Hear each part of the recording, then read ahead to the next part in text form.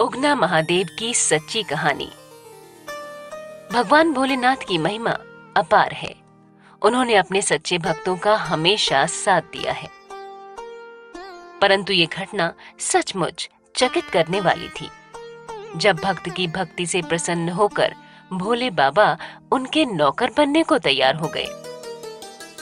कहा जाता है कि मैथिली के सर्वोपरि कवि विद्यापति जी भोले शंकर जी के बहुत बड़े भक्त थे।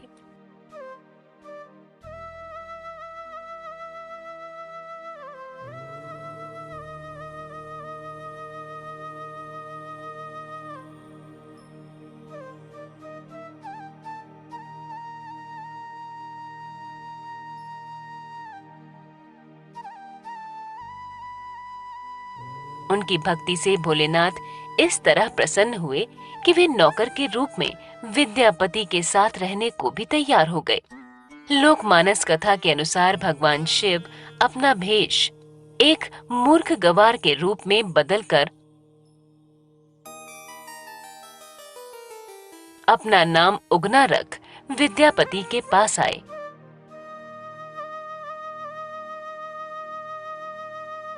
और उनसे नौकरी पर रखने के लिए प्रार्थना करने लगे। विद्यापति जी ने कहा, भला मैं इतना सक्षम कहाँ हूँ जो तुम्हें नौकरी पर रख लूं। परंतु जब उन्होंने काम के बदले केवल 2 वक्त का भोजन मांगा, तब कवि महोदय मना नहीं कर पाए। उगना के यहाँ काम करते करते धीरे धीरे विद्यापति के विश्वासी बन गए।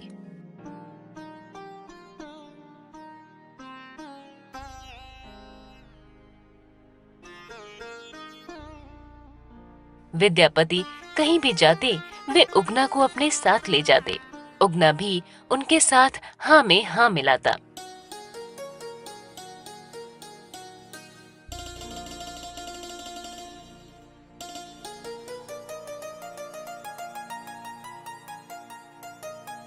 एक समय की बात है, विद्यापति को राज दरबार में जाना था।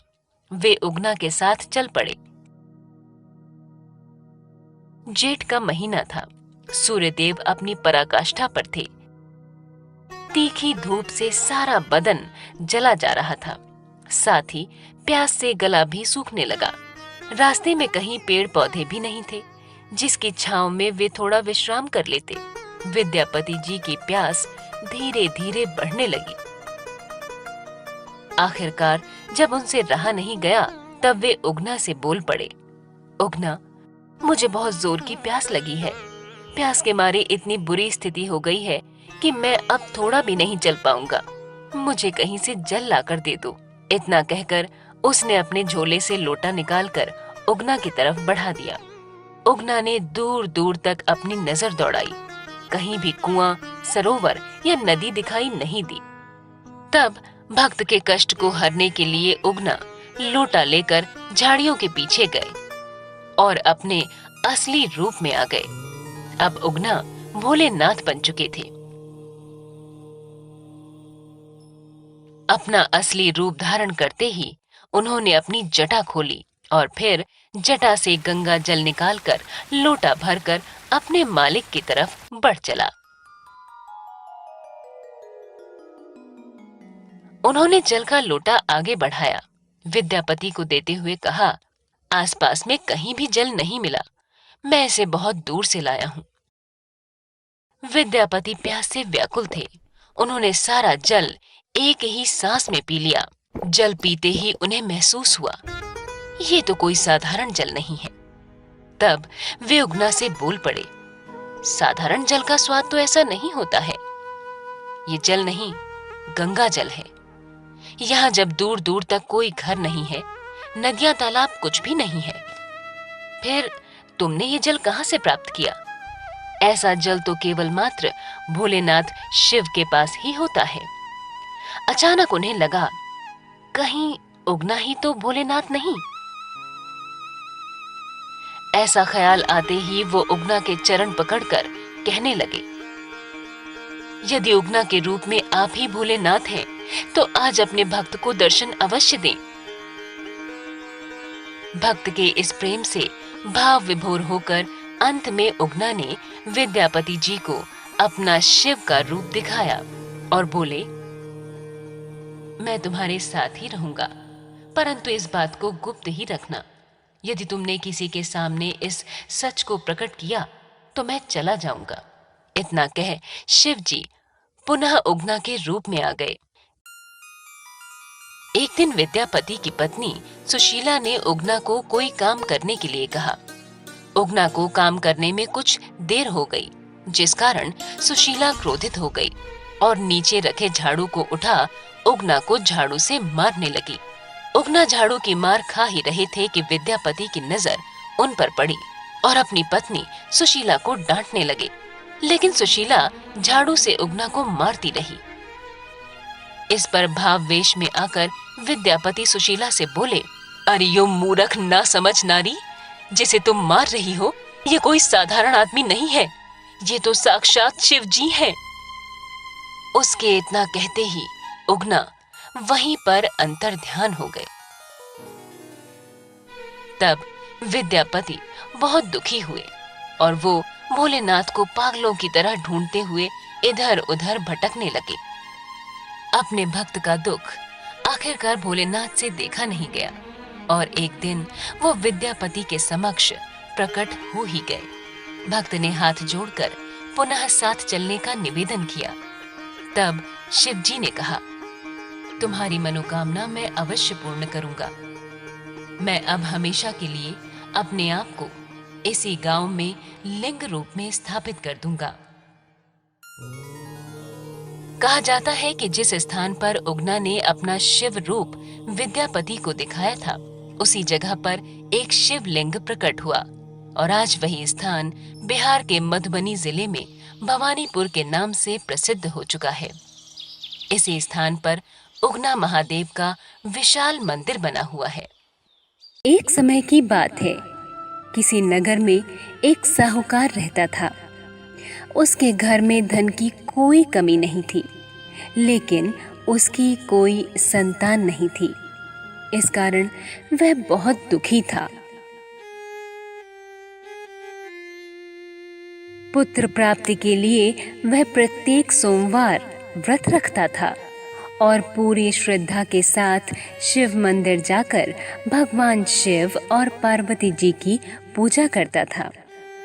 उसकी भक्ति देखकर एक दिन मां पार्वती प्रसन्न हो गईं और भगवान शिव से उस साहूकार की मनोकामना पूर्ण करने का आग्रह किया। पार्वती जी की इच्छा अनुसार भोले भंडारी ने कहा, हे पार्वती, इस संसार में हर प्राणी को उसके कर्मों का फल मिलता है और जिसके भाग्य में जो हो उसे भोगना ही पड़ता है। लेकिन पार्वती जी ने साहूकार की भक्ति का मान रखने के लिए उस मनोकामना को पूर्ण करने की इच्छा जताई। माता पार्वती के आग्रह पर शिव जी ने साहूकार को पुत्र प्राप्ति का वरदान तो दिया, लेकिन साथ ही यह भी कहा कि उसके बालक की आयु केवल 12 वर्ष होगी।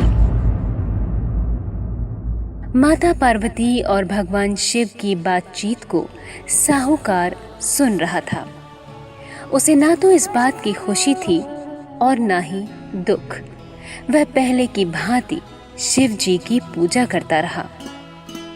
कुछ समय के बाद साहूकार के घर एक पुत्र का जन्म हुआ। जब वह बालक 11 वर्ष का हुआ तो उसे पढ़ने के लिए काशी भेज दिया गया। साहूकार ने पुत्र के मामा को बुलाकर उसे बहुत सारा धन दिया और कहा, तुम इस बालक को काशी विद्या प्राप्ति के लिए ले जाओ और मार्ग में यज्ञ कराना। जहाँ भी यज्ञ कराओ वहाँ ब्राह्मणों को भोजन कराते और दक्षिणा देते हुए जाना। दोनों मामा भांजे इसी तरह यज्ञ कराते और ब्राह्मणों को दान दक्षिणा देते काशी की ओर चल पड़े। रात में एक नगर पड़ा, जहाँ नगर के राजा की कन्या का विवाह था। लेकिन जिस राजकुमार से उसका विवाह होने वाला था वह एक आंख से काना था। राजकुमार के पिता ने अपने पुत्र के काना होने की बात को छिपाने के लिए एक चाल सोची। साहूकार के पुत्र को देखकर उसके मन में एक विचार आया। उसने सोचा, क्यों ना इस लड़के को दूल्हा बनाकर राजकुमारी से विवाह करा दूं। विवाह के बाद इसको धन देकर विदा कर दूंगा और राजकुमारी को अपने नगर ले जाऊंगा। लड़के को दूल्हे के वस्त्र पहनाकर राजकुमारी से विवाह करा दिया गया। लेकिन साहूकार का पुत्र ईमानदार था। उसे यह बात न्याय संगत नहीं लगी। उसने अवसर पाकर राजकुमारी की चुन्नी के पल्ले पर लिखा, तुम्हारा विवाह तो मेरे साथ हुआ है, लेकिन जिस राजकुमार के संग तुम्हें भेजा जाएगा वह एक आंख से काना है। मैं तो काशी पढ़ने जा रहा हूं। जब राजकुमारी ने चुन्नी पर लिखी बातें पढ़ी तो उसने अपने माता पिता को यह बात बताई। राजा ने अपनी पुत्री को विदा नहीं किया, जिससे बारात वापस चली गई। दूसरी ओर साहूकार का लड़का और उसका मामा काशी पहुंचे और वहां जाकर उन्होंने यज्ञ किया। जिस दिन लड़के की आयु 12 साल की हुई उसी दिन यज्ञ रखा गया।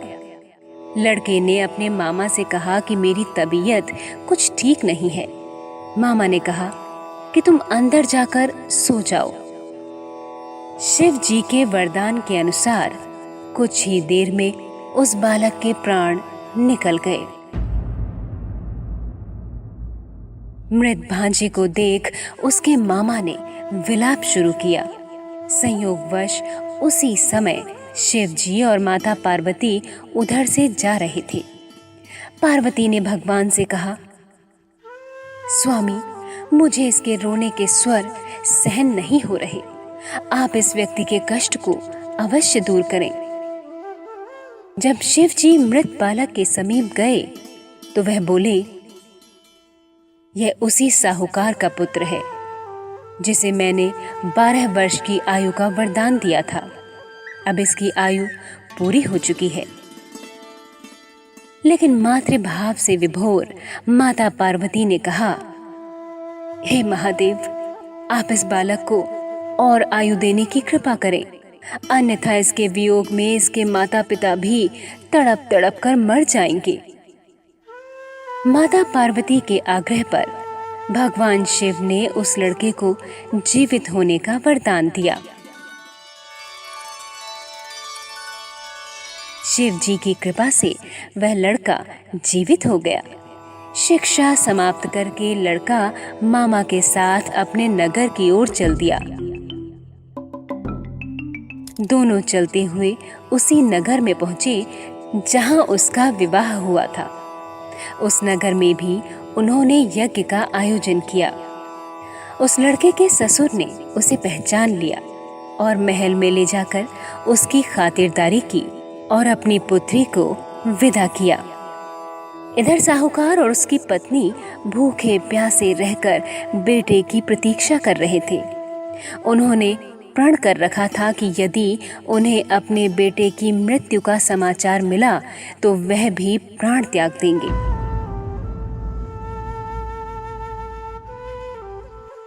परंतु अपने बेटे के जीवित होने का समाचार पाकर वह बेहद प्रसन्न हुए। उसी रात भगवान शिव ने व्यापारी के स्वप्न में आकर कहा, हे श्रेष्ठी, मैंने तेरे सोमवार के व्रत करने और व्रत कथा सुनने से प्रसन्न होकर तेरे पुत्र को लंबी आयु प्रदान की है। इसी प्रकार जो सोमवार का व्रत करता है या कथा सुनता है और पढ़ता है, उसके सभी दुख दूर होते हैं और समस्त मनोकामनाएं पूर्ण होती हैं। एक बार बोलिए, भोलेनाथ की जय।